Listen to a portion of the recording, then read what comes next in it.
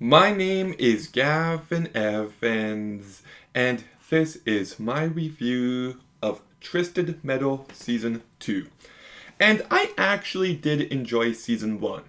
Like, it was definitely flawed, and it's far from greatness, but it still had enough personality, enough energy.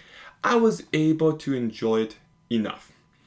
And those exact same thoughts carry over into season 2. Well, it's definitely flawed, it's not great, but I was still entertained.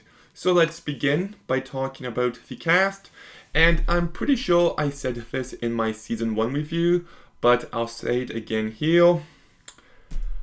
This is the best Anthony Mackie has ever been. Like, I'm not typically a fan of his in movies, but here he has charm, he has charisma, he has personality. I think he does a really great job. And Stephanie Beatrice also does a great job. She brings lots of personality and energy to her character, and I do like the romance here. They have plenty of romantic chemistry, plenty of sexual chemistry, and I also like how they got together pretty soon into this season. They didn't drag it out. So that dynamic really does elevate this season for me.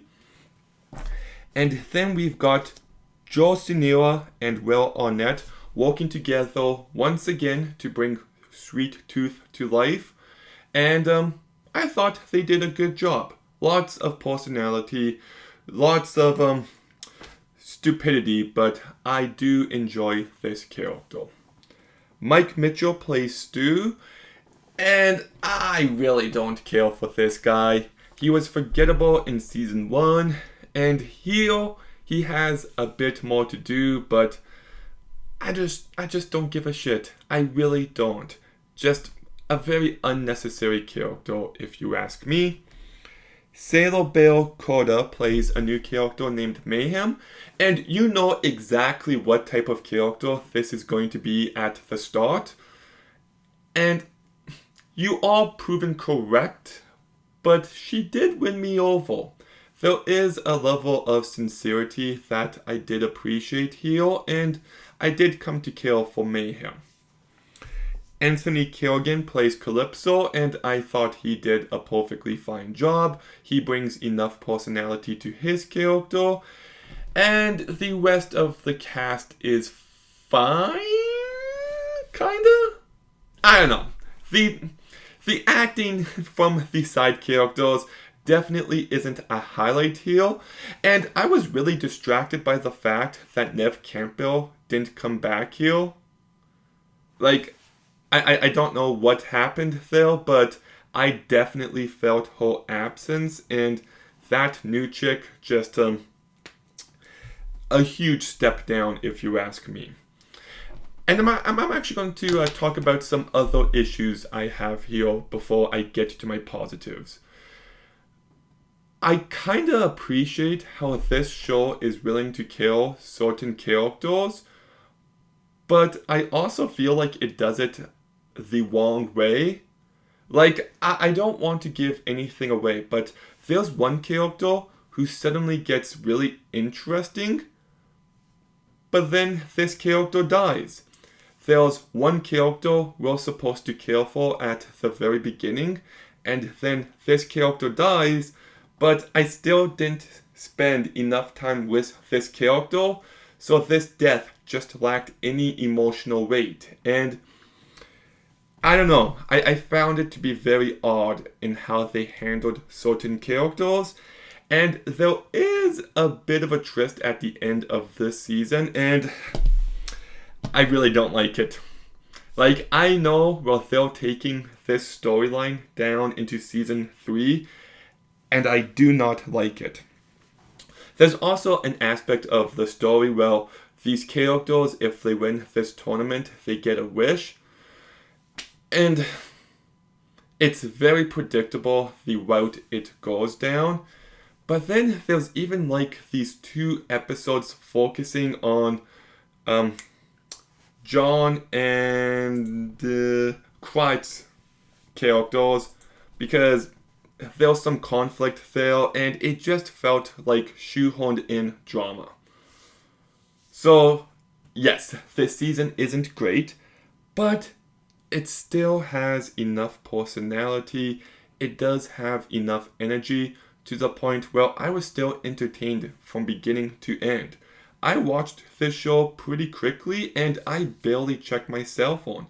I was still kind of locked in. I did find it to be romantic enough. I did find it to be funny enough. And it manages to have enough action. It manages to have enough blood and it can be exciting. And I kind of do like the simplicity of the story here. Like a bunch of characters into a tournament. In the tournament, you can die. Yeah, just a pretty straightforward plot that works for this show. Oh, and okay, I gotta talk about the visuals because they're not the best. Sometimes they're very colorful and interesting, but it does kind of look cheap and it does kind of look like a fan film at times. Like even the big final arena that these characters are fighting in, it felt so small.